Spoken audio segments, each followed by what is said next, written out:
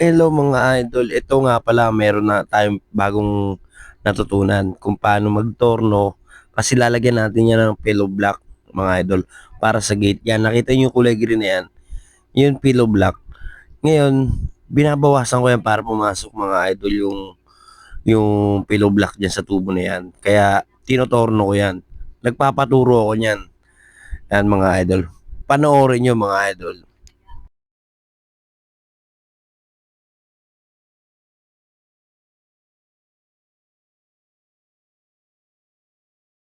Ayan idol, tinisilip ko pa yan kasi hindi ko mga pakabisado masyado yan.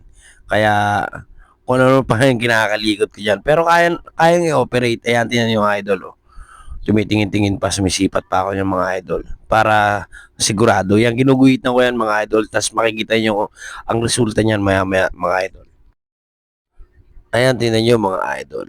Ginagawa ko yan mga yan. Yang ano yan, sa tulong ng isang kaibigan. Nakikinig tayo sa turo niya para lahat ng detalye makuha natin mga idol.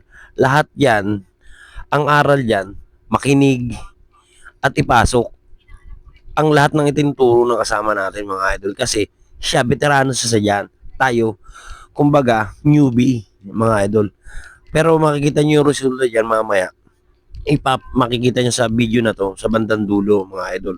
Yung resulta na kayang-kaya ko dahil may naggabay sa atin at nakinig tayo ng maayos. Tingnan nyo mga idol, walang sablay mga idol.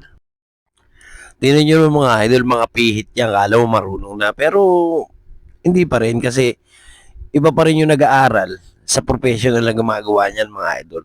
Pero yan, kayang-kaya natin yan. Pag-aralan mga idol, makinig lang tayo sa mga nagtuturo sa atin mga idol. Yan, tingnan nyo mga idol. Oh. Makikita nyo mga idol. Kung marami yan mga idol, apat na ano mga idol yan. Lagi ganyan ginawa ko kasi pillow block nga lalagay ko.